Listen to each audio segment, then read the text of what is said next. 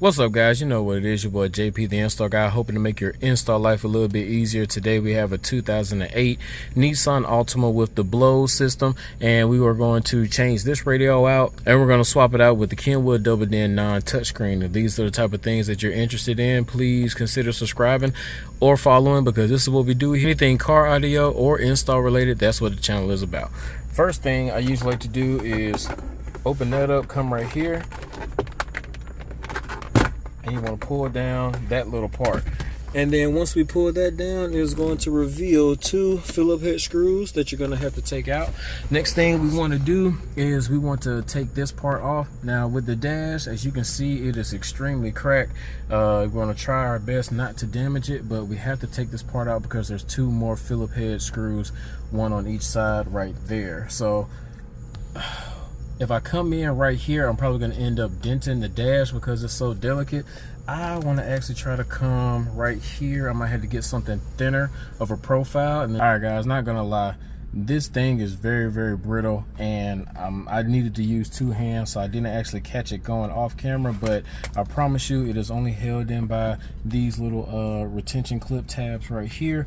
Once we pull that up, you will see two more Phillips head screws at the top. It's going to match the two Phillips at the bottom. Once we take these four out, we will have that radio.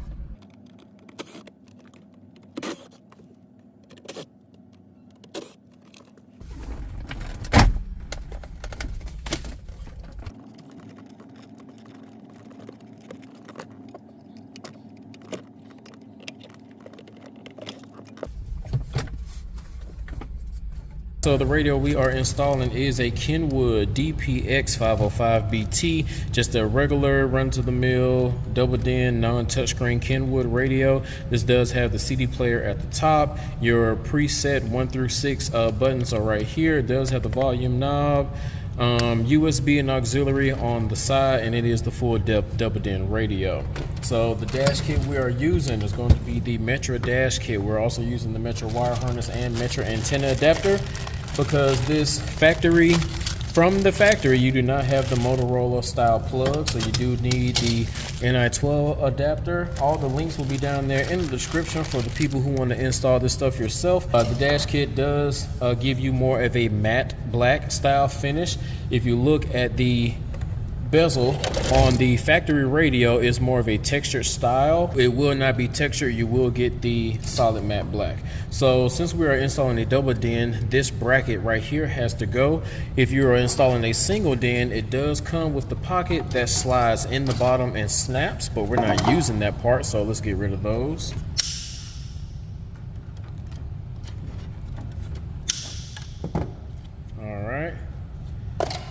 Since I've cut that bar, it left these two little small tabs, and I used to cut those off until I started looking at the little side trims that come with it.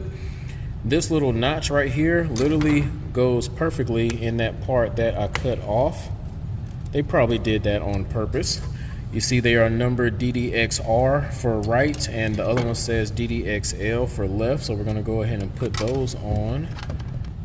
Black trim plate,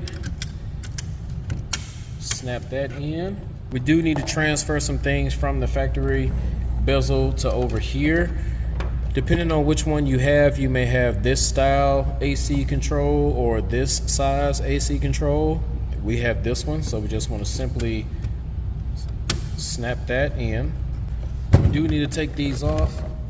It's going to be a T25 torque.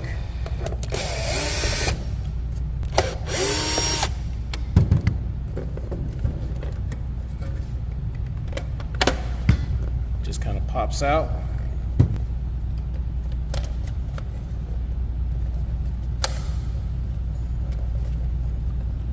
Snaps back into place on the dash kit just like that. Next thing we want to do is take these little pieces and we want to slide it over the side.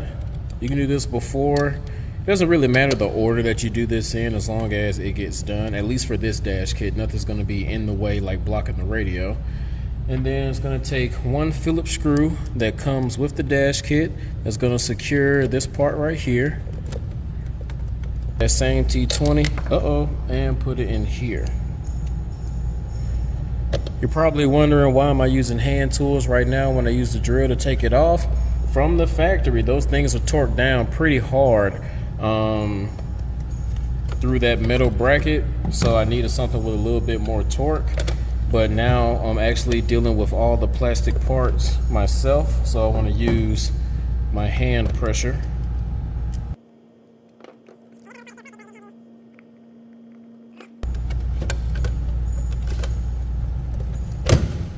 I'm going to take the deck screws that came with the radio.